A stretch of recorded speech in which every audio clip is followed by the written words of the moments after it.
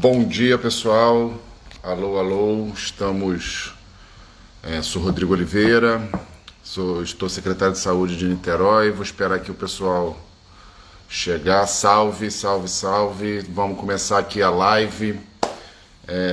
Bom dia a todas, bom dia a todos.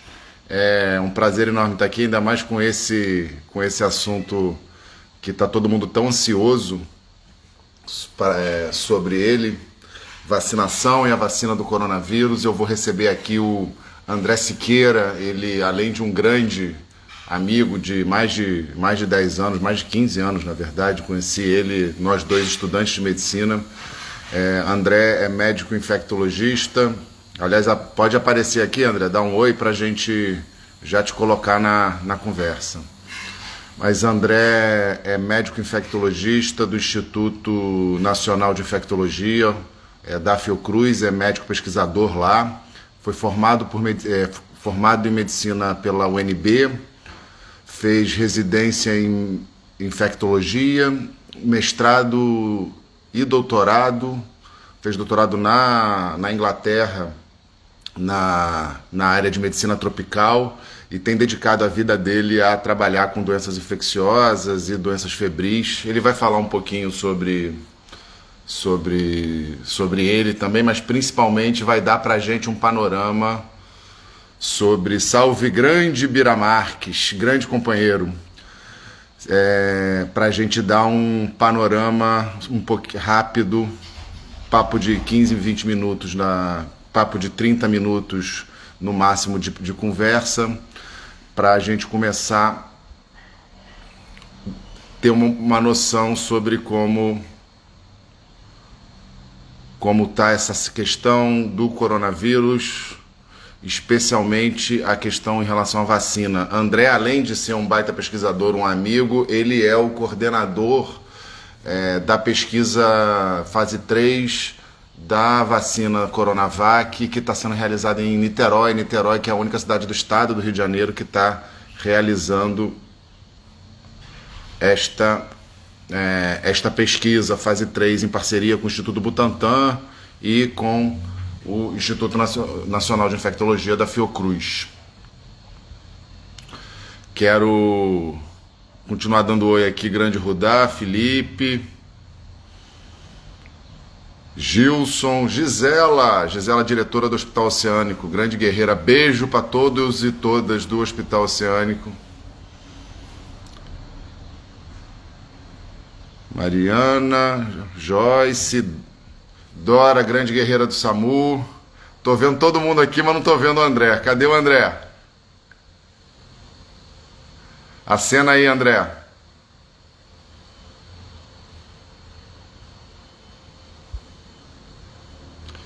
Deixa eu tentar mandar um convite aqui para ele.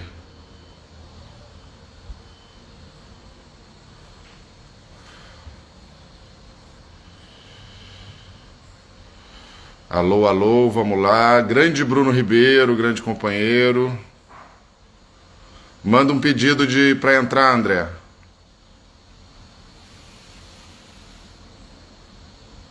Vamos que vamos. Se alguém do meu gabinete estiver vendo aí, puder dar um toque no André. Eu falei com ele há 10 minutos, mas sabe como é que é médico, né? Especial infectologista, meio perdido. Vamos que vamos. Espera aí, André. André Siqueira.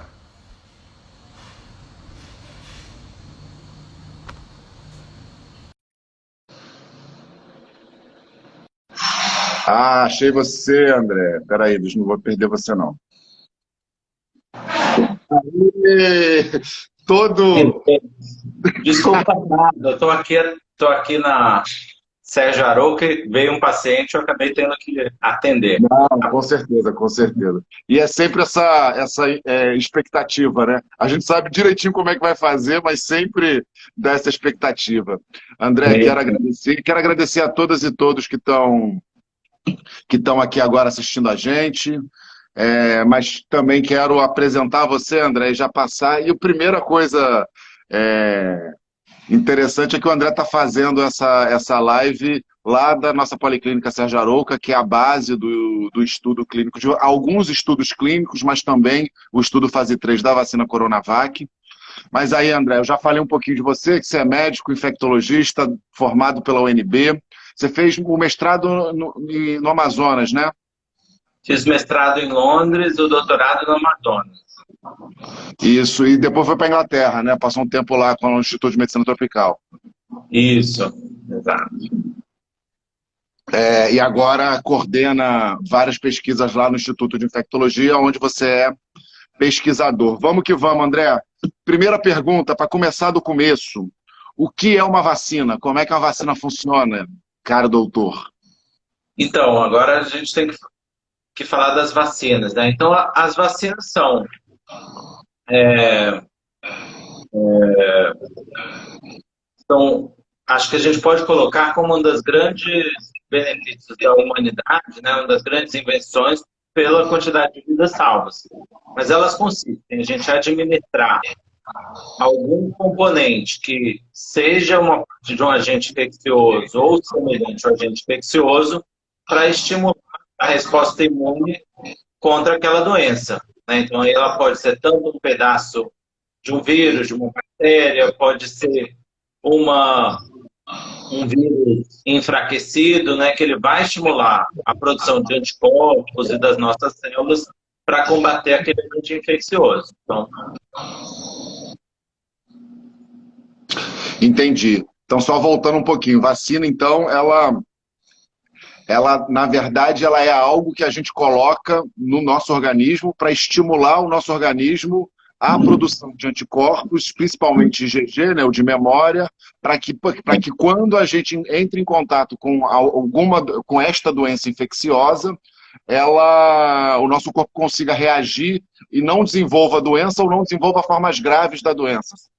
É isso, né? exatamente, né? Então, a gente tem vários tipos de vacinas, né, que a gente pode ser tanto por injeção intramuscular, a gente tem a BCG, que todo mundo tem a cicatriz aqui no braço, né, que é uma escarificação que é feita, e todo mundo lembra aí do Zé Gotinha, que é uma vacina oral, né? Então, a gente também está estimulando ali tanto a produção dos anticorpos IgG, quanto também de células de defesa, né, dos glóbulos brancos que vão proteger, como o Rodrigo falou bem, tanto contra a infecção quanto contra formas graves daquela doença. Isso. O Programa Nacional de Imunização do Brasil é o mais amplo e o mais eficiente do mundo, pelo menos no último período, ao longo de décadas conquistou esse lugar, né? Conseguindo inclusive a proeza de pegar um país tão complexo, com 200 milhões de habitantes, e garantir uma cobertura vacinal, acho que é a maior do mundo, né? Pelo menos há um tempo atrás era a maior cobertura vacinal do mundo. Voltando um pouquinho para a vacina, que tipos de vacina tem? Eu tenho vacina, para ter vacina tem que ser contra agente infeccioso. Eu tenho vacina em geral, é contra bactéria e contra vírus, certo? Principalmente contra bactérias e contra vírus, né? Então, a gente vai ter vacinas que são um pedaço do vírus, né? Que são, assim, parte da membrana, que é a parte que o organismo reconhece daquele agente infeccioso, né, que a gente chama de vacina de vírus inativado, ou em que a gente tem aquele componente, ou é bactéria, ou às vezes é o vírus inteiro que ele foi morto, e quando a gente recebe ele estimula o nosso sistema imune contra ele. Tem vacina de vírus atenuado, né, que são o vírus, ele sofre algumas modificações, ele não é mais patogênico, mas ele se replica de alguma forma no organismo. A vacina do sarampo, da febre amarela, né? Então ele estimula uma resposta às vezes mais forte. Esses tipos de vacina, eles dependem dos estudos, quais que servem mais para algum agente infeccioso ou para outro. E sempre Condição central para você conseguir produzir vacina é isolar o agente infeccioso, né? Porque como, em geral, eu pego a parte dele, ou eu pego ele atenuado, né, modificado para não produzir mais a doença, a questão central e aí o vírus ele acaba sendo a vacina acaba sendo uma estratégia importante para vírus. Queria que você falasse também um pouquinho disso para a gente passar já para outro assunto, porque, entre outras coisas, a gente tem uma dificuldade grande de fazer tratamento para vírus, né? Os antivirais, eles são difíceis, né? Ao contrário dos antimicrobianos, os antibióticos, que a gente conseguiu ter um desenvolvimento grande, na maior parte das doenças virais, para lidar com ela, ou é algum antiviral muito específico e caro pra caramba para conseguir viabilizar, ou a gente não tem alternativa de tratamento, né? Porque eu fui diretor do Getulinho, Hospital Pediátrico, e a gente lida com a mãe quando fala, e a mãe fica pé da vida quando ela ouve, não, é só uma virose, vai passar, mas não vai dar remédio. Vírus, em geral, é difícil ter remédio, né? Queria que você falasse um pouquinho sobre isso para a gente já passar para o corona. Não, você foi num ponto certeiro, Rodrigo, porque os vírus geralmente eles causam essa quantidade de doenças febris, né, respiratórias, principalmente criança, muita intensidade. Eles têm um período que eles ficam, vamos dizer assim, vivos no organismo, que é muito curto. Né? E durante esse período, que seria aquela janela de oportunidade para alguma medicação fazer efeito. Depois desse período, é mais a reação do próprio organismo que causa uma inflamação, uma lesão no organismo, né? E você dá algum remédio, que é difícil, o desenvolvimento dessas medicações contra os vírus é mais difícil, acaba não funcionando. Então, a gente ter as vacinas, prevenir a infecção desde o início, é salva-vidas, né? Então, a gente vai ter uma situação que a gente tinha há 3 décadas atrás, há 30 anos atrás, 2,5 milhões de crianças morrendo de sarampo para menos de 200 mil. Isso a gente pode melhorar se a cobertura da vacina do sarampo se manter alta. Né? Então, isso estou falando do mundo inteiro. Mas a gente conseguiu eliminar a varíola, né, que é uma doença altamente contagiosa e fatal, é uma doença viral. A gente nem toma mais vacina para varíola, porque as vacinas, a cobertura foi tão eficiente que a gente conseguiu eliminar. Né? Então, foi num ponto certeiro. Última coisa em relação à vacina, então, pessoal que está chegando agora, a gente está com o André Siqueira, ele é médico infectologista do Instituto Nacional de Infectologia da Fiocruz, coordena o estudo fase 3 em Niterói da Coronavac, da vacina do Butantan, e a gente está trocando uma ideia aqui sobre vacinas em geral e vacina do coronavírus. Só recapitulando rapidamente, vacina é algo, em geral, o agente patológico, o vírus ou a bactéria, a gente consegue isolar ele, pega um pedaço dele, ou pega ele, dá uma atenuada, que seria mudar ele, a parte interna dele de DNA e RNA, para fazer com que ele não cause a doença, mas ainda assim estimule a resposta imunológica. O que a gente quer com vacina é avisar o nosso organismo com antecedência de que aquele bicho pode chegar e se aquele bicho chegar e tiver contato com o nosso organismo, a gente está preparado para ele. Um pedaço da nossa resposta imune ela é inespecífica, é a resposta celular. Todo mundo que chega, todos os bichos que chegam para agredir a gente, eles recebem a resposta inespecífica celular, mas temos uma resposta também que ela é específica para cada patógeno, que é a produção da imunidade. E aí os anticorpos eles são decisivos para isso. 2 maneiras da gente produzir anticorpo é ter a doença, e aí no nosso enfrentamento a gente acaba com o tempo produzindo. Em geral demora 1 semana, 2 semanas para a gente começar a ter volumes entre o vírus entrar em contato, ter os sintomas e a gente começar a ter a resposta. A outra maneira é a gente avisar o nosso organismo com antecedência de que pode chegar esse vírus, e aí a vacina ela é decisiva. A gente falou também um pouquinho da importância da vacina, que a vacina tem especialmente no enfrentamento às doenças virais.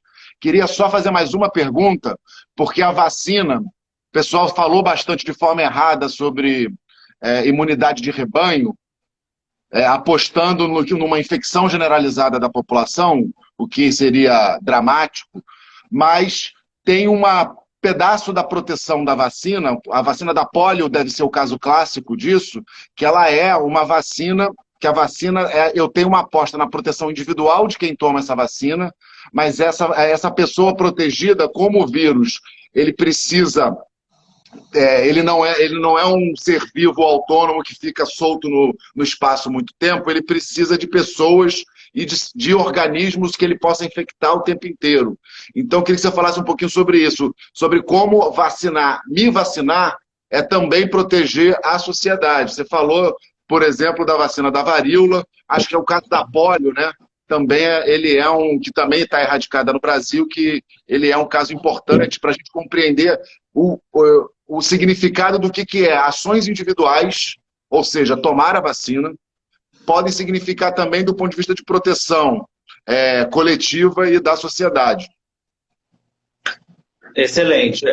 Bom, para um agente infeccioso se propagar numa comunidade, numa cidade, num país, ele precisa tanto poder se reproduzir, né? E isso ele precisa de hospedeiros, no caso de pessoas que estão suscetíveis, onde ele vai se reproduzir, precisa desse contato pessoa a pessoa. Né? Por isso que, só voltando um pouco atrás, né, a questão de você diminuir a aglomeração, que é uma doença por contato, transmissão respiratória, você reduzindo essa distância, o uso de máscaras, reduz o contato. O contato, então, o vírus se propaga em menor quantidade.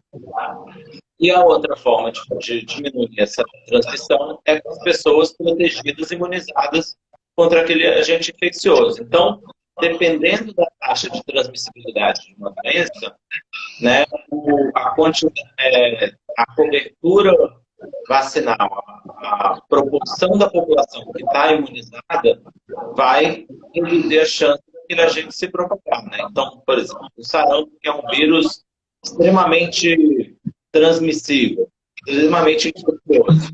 A gente precisa que 90% da população seja imunizada para a gente impedir o surgimento de surtos.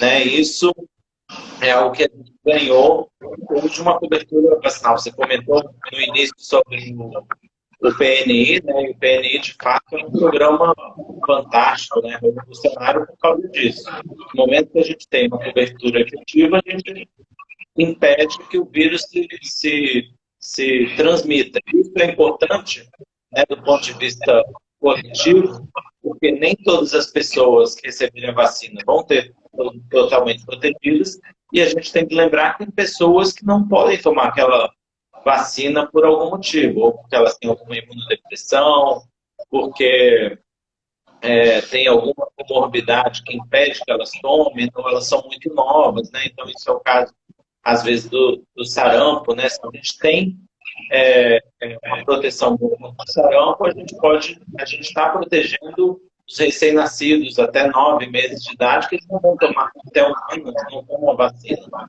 Então a gente está protegendo dessa forma, né? Isso para várias outras coisas também. Ótimo. Não, muito bom, muito bom. Fala rapidamente sobre o coronavírus especificamente, o que ele tem de comum e de diferente dos vírus em geral, o que ele causa. Acho que vale a pena retomar também.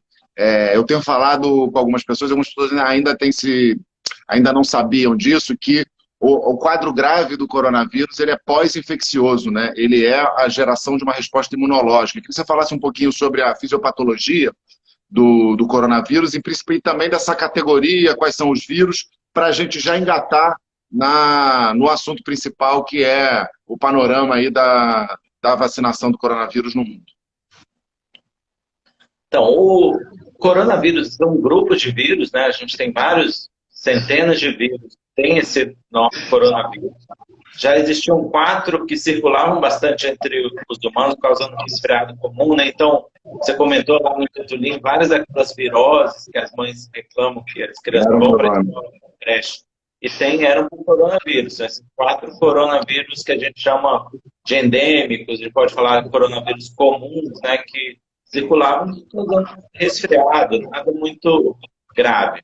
Né? E esse coronavírus, o SARS-CoV-2, que causa Covid-19, que surgiu na China, né? A gente parece que a nossa vida mudou tanto, mas faz um ano, né, a gente tomou conhecimento que ele estava ali, Um já ano, foi né? É isso, foi em novembro, né? É novembro, né? O primeiro comunicado novembro e em dezembro que a China, 31 de dezembro, a China comunicou a OMS, né, do surto lá é isso. Estamos completando um ano agora, que loucura. no Wuhan, e mudou a vida completamente, o mundo inteiro.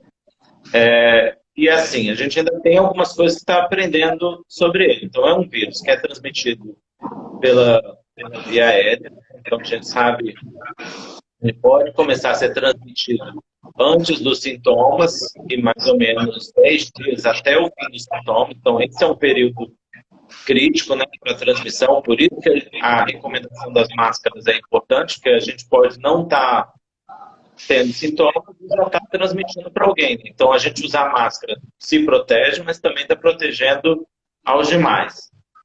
E a gente estima que mais ou menos 1% das pessoas podem acabar falecendo do coronavírus. Então, essa é a letalidade, 1%. Que parece pouco, mas é muito. Cada 100 pessoas, uma pode falecer, né? E é Sabe que muito maior do que os demais vírus, né, respiratórios. é maior que os vírus respiratórios, é maior do que dengue, né? Que a gente tem bastante medo, né? Maior do que gripe. É Esses maior outros tipo o quê? 3 vezes, 4 vezes, 2 vezes maior, por 3 e exemplo. 4 vezes maior, né? Então é alto. A gente sabe que tem os grupos que têm maior risco, né? Pessoas com morbidade, idade mais avançada, mas é, são fatores que a gente não sabe. Por que algumas pessoas têm uma doença leve, ficam bem, e outras parece que tem um dia que fica doente, outro dia já está melhor, e tem pessoas que pode ser atleta, né, pode ser jovem, e acaba complicando e às vezes falecendo. Isso são coisas que a gente não sabe, questões genéticas, ambientais, que a gente ainda tem que descobrir. E como você falou, né, a falta de ar, o acometimento pulmonar, mas a gente também cardíaco, geralmente acontece depois do sétimo, 10º dia de sintomas. Já não começa dessa forma. Então, primeiro tem uma fase que o vírus está se replicando no organismo, que causa aquele mal-estar, a febre, né? Muitas vezes tem a perda do olfato, a perda do apetite, e aí lá para o fim da primeira semana, o 10º dia, começa a ter a falta de ar, né? E a falta de ar na Covid, ela é diferente de outras doenças, né? Então, às vezes a pessoa está se sentindo relativamente bem, mas quando a gente mede a saturação, a quantidade de oxigênio no sangue, ele está baixo, né? Que a gente chama de hipoxemia ou oxigenação baixa, silenciosa. Quando a pessoa de fato começa a sentir, já está numa fase bastante avançada, às vezes precisa já de receber oxigênio, precisa ir para o respirador, então é preocupante dessa forma. E aí, outra coisa também importante da gente falar da Covid, que a gente está descobrindo cada vez mais, é que algumas pessoas, mesmo que tiveram a doença leve, ficam com sequelas por Foi o meu algum caso. tempo. Eu não. Só para dar um testemunho, foi o meu caso. Eu tive a forma leve, tive não foi uma gripezinha, foi uma gripe bem barra pesada, mas está longe de ser a forma grave. Fiquei em casa, toquei, mas eu não sou a mesma pessoa, cara.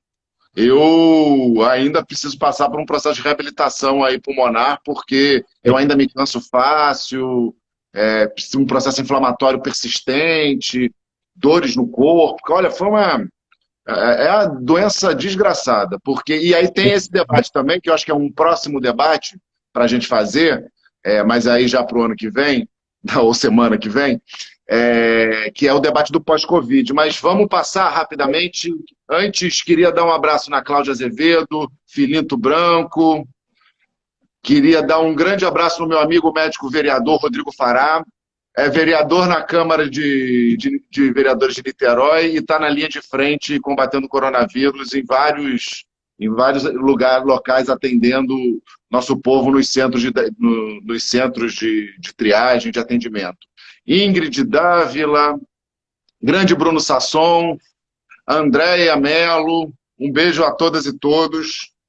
Tem uma perguntinha aqui, uma pessoa que teve contato e sintomas em fevereiro Em fevereiro deste ano, pode dar negativo na testagem 6 meses depois? Pode. Tanto no sorológico quanto, essa eu posso responder. Estou ficando expert também. Tanto no sorológico quanto com certeza no PCR, que não vai ter mais vírus, e o sorológico pode dar negativo também. Muito provável que dê negativo no IgM, e não é muito improvável que o anticorpo IgG também não seja identificado se essa pessoa não teve contato novamente. Não é isso, André? Exatamente, né? Acho que a gente tem visto, né? Acompanha as pessoas, algumas têm doença bem sintomática e 2 meses depois não tem mais anticorpos, né? Então a sorologia vai dar negativo e o PCR dá negativo. Só uma das coisas para a gente pensar, é porque eles tentaram, Rodrigo, que é a questão da reinfecção, né? Então existe o risco, né, de algumas pessoas, mesmo tendo tido Covid, IgG positivo, fizeram e depois de um tempo veio uma infecção, né? Uma nova infecção. Então, por isso que a gente está estudando vacinas e outras formas da gente controlar esse vírus, que de fato é bem mais complicado do que a gente imaginar. Por isso que provavelmente, quando a gente discutir, vamos discutir isso mais para frente, mas quando a gente discutir público-alvo, esse público-alvo ele vai ser provavelmente maior, quando tiver capacidade para vacinar, maior do que outras doenças, né? A vacinação vai ter que ser, até pela transmissibilidade da doença, mas também por conta dessas características, né? Quanto mais gente tiver vacinada, isso pode ser decisivo para o controle de fato da doença, né? Com certeza, isso é uma das coisas para a gente pensar, né? Tem a questão, acho que é voltando ao que você falou, é a proteção individual, pessoas que têm maior risco de complicar, que é o que a gente acaba fazendo para a gripe, né? Então, são os profissionais de saúde, os idosos, né? Principalmente, pessoas com comorbidades, mas pensando do ponto de vista da sociedade, o quanto maior a cobertura de pessoas que transitam muito, que transmitem muito, né? Mais protegida vai estar a sociedade, a comunidade. Isso. Antes de passar para a vacina, Braulio, você pode passar por uma infecção viral, não só do coronavírus, mas de qualquer vírus, sem perceber. Você só vai perceber se a quantidade de vírus replicado gerar sintoma, né? E o sintoma, em geral, é dado porque o vírus entra na célula, se reproduz, se reproduz, se reproduz, e a célula meio que morre. E aí é esse processo de morte celular que vai gerar um processo inflamatório e vai gerar os nossos sintomas, né? Os primeiros sintomas, no caso do coronavírus e dos vírus respiratórios, sintomas associados às vias respiratórias superiores, nariz, boca, faringe, e essa região aqui, porque é aqui que, até para ele conseguir ser transmitido, ele, do ponto de vista da sua evolução, ele acaba concentrando nos locais onde a transmissão, né, o espirro e tal, ele viabiliza a transmissão do vírus. André, quantas vacinas temos? Temos vacina? Em que pé está? Antes, eu queria só que você falasse um pouquinho do processo entre o desenvolvimento, isolei a vacina, vamos lá, sou um pesquisador clínico de uma farmacêutica, isolei o vírus. O que eu tenho que fazer entre este momento e o momento onde a vacina começa a ser administrada à população? Então, a partir do momento que a gente identifica que o vírus é que está causando aquela doença, né? Então foi o que aconteceu com o SARS-CoV-2, é o que acontece com outras infecções também, a gente começa a avaliar, dentro das capacidades tecnológicas que existem, quais seriam, inicialmente com animais, né, qual seria uma forma de imunizar contra aquele agente infeccioso. Então, por exemplo, né, se a gente tem já uma vacina de gripe que funciona com vírus inativado, a gente já tem aquela tecnologia. Ou uma vacina com vírus atenuado, a gente já existe aquela tecnologia de atenuar o vírus, administrar ele de uma forma que vai induzir uma resposta imune. Então, se a gente para pensar em uma coisa que a gente tem, acaba que escuta muito, vacinas demoraram décadas para serem desenvolvidas, essa vacina desenvolvida saiu em menos de um ano. Se a gente tem que pensar na perspectiva de que a gente está desenvolvendo vacinas há décadas, há séculos já, né? A vacina de varíola, a gente foi no século XIX, né? Foi iniciada a vacinação. Então, a gente está usando esse conhecimento que a humanidade conseguiu, que a ciência desenvolveu, para acelerar esse processo sem tomar atalhos que vão diminuir tanto a eficácia quanto a segurança para tentar resolver um problema. Então, a partir do momento que a gente tem um agente infeccioso, isso foi feito. E aí a gente tem também uma colaboração grande, mundial, grupos na Turquia, na Inglaterra, em todo mundo, tentando desenvolver, usar diferentes tecnologias, é isso que a gente tem, né, um arsenal nunca antes visto, né? A gente tem aí 120 vacinas, cada dia aparece uma outra sendo avaliada, desde a fase pré-clínica até a fase clínica. Isso, como é que é a fase pré-clínica? Em que ela consiste? Na fase pré-clínica, consiste em tentar desenvolver o produto, né? Então, assim, a vacina em si, e avaliar ela em animais, não sei, às vezes em camundongos, às vezes em primatas, né? Em macacos, né? Isso feito para ver se de fato a questão da segurança está mantida e também está induzindo uma resposta imune. Passando essa fase pré-clínica, mostrando que ela é um produto promissor, passa... Produto promissor quando eu boto num ser vivo, ele produz anticorpo. Exatamente. É isso que eu estou procurando na fase pré-clínica. Eu não estou discutindo segurança ainda, porque eu não tenho como transpor a segurança de um camundongo para um humano, né? Ainda não. E aí no animal, né, que a gente tem todas questões éticas, né, Claro. regulatórias para usar, a gente tem uma vantagem, digamos assim, que a gente pode administrar a vacina para o animal e depois desafiar ele com o vírus, né? Tenta fazer infecção e ver se de fato ele está se protegendo da infecção. Então a gente vê duas coisas, o anticorpo, as células, né? Também essas células, e se quando a gente dá o vírus, ele fica imune, né? Ele de fato não se infecta comparado com os animais que não foram protegidos. Muito legal, muito legal. Fase pré-clínica foi um sucesso. Temos um produto. E aí tem toda a discussão de dose, de como é que é a composição, qual é a melhor maneira de administrar, o que o componente ativo, quem é o melhor carregador desse componente e tal, que o mundo também já evoluiu bastante, mas temos a vacina.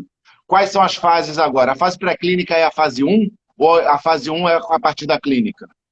A fase 1 já é do processo clínico, da fase clínica. Então, a gente vai ter...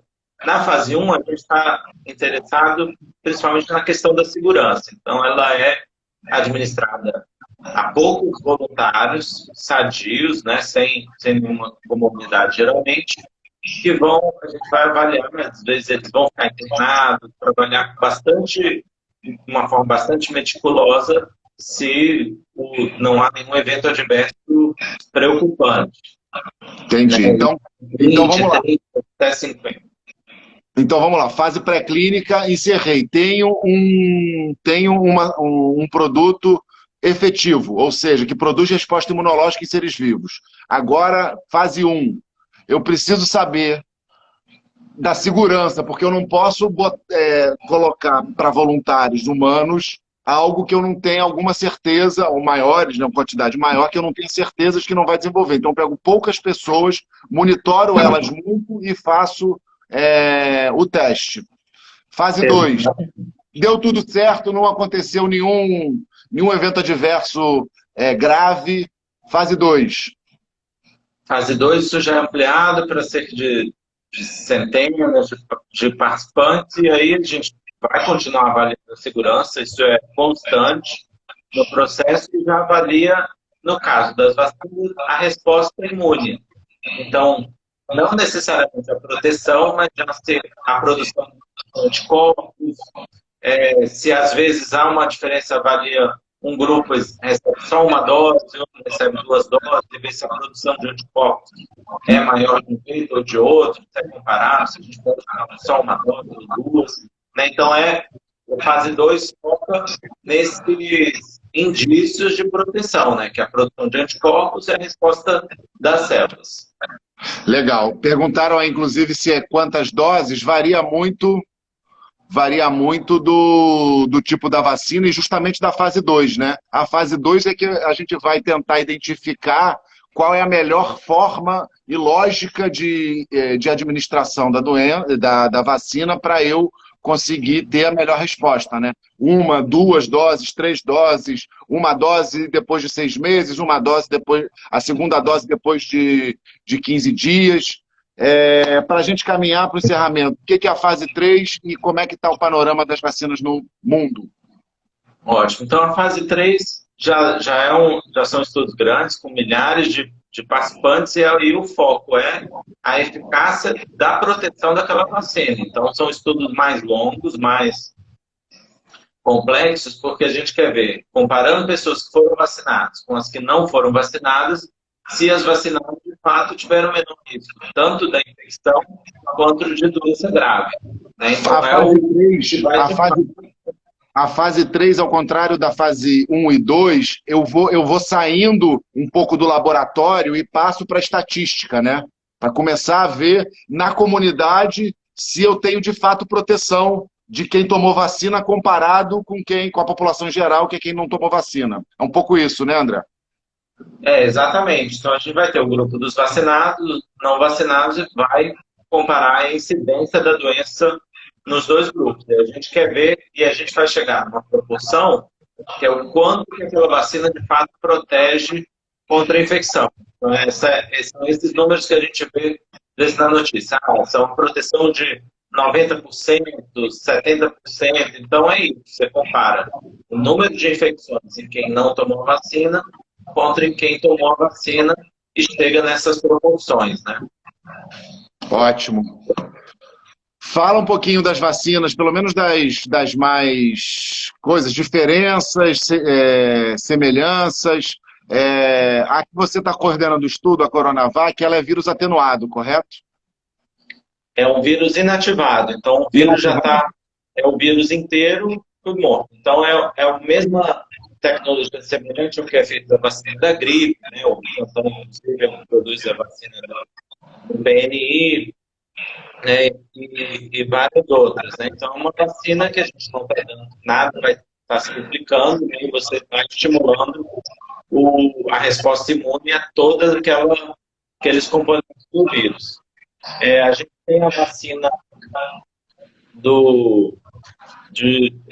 por exemplo, a vacina que é a vacina de Oxford, da AstraZeneca, a Sputnik, da Rússia. Né? Que é a Fiocruz, que é a parceria com a Fiocruz, né? É a parceria com a Fiocruz para a humanidade.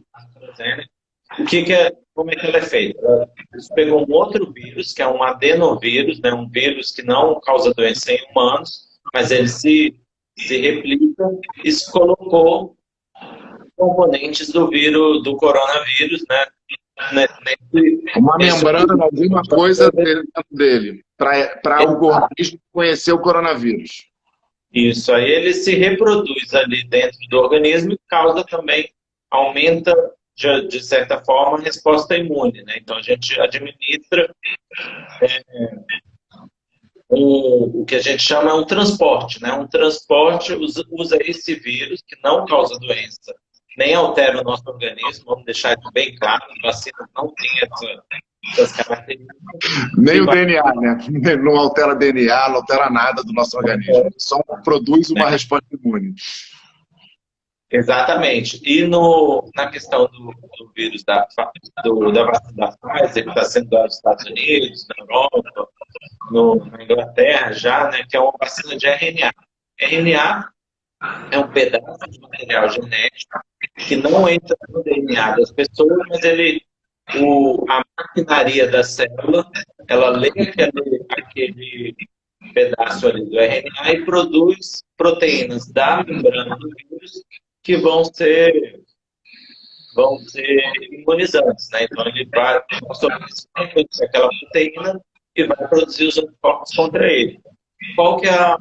Quais que são algumas questões práticas, né, logísticas?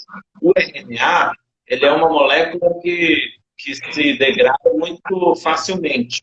Né? Por Então, isso que precisa ser muito frio, né? Isso, por isso que precisa ser muito frio o condicionamento, entendi.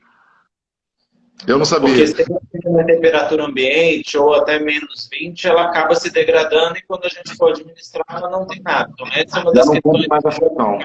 Né? É difícil a gente ter esses refrigeradores a menos 70, menos 80. Né? Claro, porque aí só para rapidamente, porque uma questão é a tecnologia usada para a vacina, ela influencia tanto na sua efetividade, mas ela influencia em algo que é fundamental para a gente garantir a vacinação, que é justamente a capacidade logística, porque como a vacinação ela é decisiva, eu vacinar um conjunto grande de pessoas, é fundamental eu garantir os meios, a logística para que essa vacina chegue até o conjunto da população do mundo e seja vacinada. Várias pessoas têm debatido qual é a melhor vacina. A melhor vacina é a vacina que, com segurança e efetividade, chega primeiro em todos os lugares. Né? Provavelmente a melhor vacina é todas juntas ao mesmo tempo, o mais rápido possível. Concordo plenamente. Né? A gente não pode entrar nesse debate, não é porque a gente está aqui, até porque a Maria Lúcia está acompanhando, nossa parceira aqui, junto com o Rodrigo, Carlinhos, grande abraço. Né, avaliando a Coronavac. A gente está avaliando a Coronavac aqui, mas a gente está aberto a todas as outras. Né? Então, quanto mais opções a gente tiver, melhor. A gente pode chegar numa situação que a gente vai usar para algum grupo determinada vacina, para outros outra, né? Como você falou, né, Rodrigo? A gente tem um país bastante complexo e distinto, né? Eu trabalhei muito tempo na Amazônia e a gente tem dificuldade de transporte, de manter cadeia de frio, tem outras características. Né? Então, a gente vai precisar, quanto mais vacinas a gente tiver, mais opções. Exato. Não, com certeza, com certeza. Me diz, vamos lá, recuperando. Coronavac é uma vacina de vírus inativado. Inativado. Pfizer é de RNA. RNA. Moderna lá. É do quê? Também é RNA. A Moderna também é RNA. A AstraZeneca é... Como é que chama esse... Vírus atenuado. Pode ser um vírus atenuado. Fica mais fácil. Porque é um vírus vivo, mas não é o corona, com a membrana do corona colada nele para ele produzir a resposta imune. Sim, seria um vetor, né? Do ponto de vista de logística, a principal questão é a temperatura do condicionamento, né? A temperatura do armazenamento, né? E o que isso gera de dificuldade ou facilidade para a distribuição. As vacinas RNA, elas precisam de uma temperatura mais baixa. Pfizer e Coronavac e AstraZeneca teriam, sobre esse ponto de vista, uma logística mais fácil, especial para o Brasil, que é um país continental e com grandes distâncias, imagino eu. A gente vai usar a mesma cadeia de frio, a mesma estrutura. Cadeia da especificação do programa. O Programa Nacional de Imunização dá conta, né? O que já existe hoje no Brasil, né? Tanto para... A gente tem que reforçar e agradecer o SUS, né? Que o SUS tem essa estrutura que permite... Décadas e décadas, né, de trabalho e de consolidação. É isso. Eu acho que, inclusive, esse momento grave que a gente está vivendo, ele reforça dois elementos que muitas vezes não são tão colocados e tão lembrados no nosso dia a dia e na nossa vida social. Acho que um é a importância de você ter instituições de ciência que estão disponíveis para a sociedade, trabalhando para a sociedade, e aí o Butantan e a Fiocruz são duas conquistas muito importantes em relação a isso, e todas as universidades brasileiras, que de alguma maneira colaboraram e muito sobre esse processo, e para este processo. E também, mas aí principalmente, o Sistema Único de Saúde, tão sofrido, às vezes tão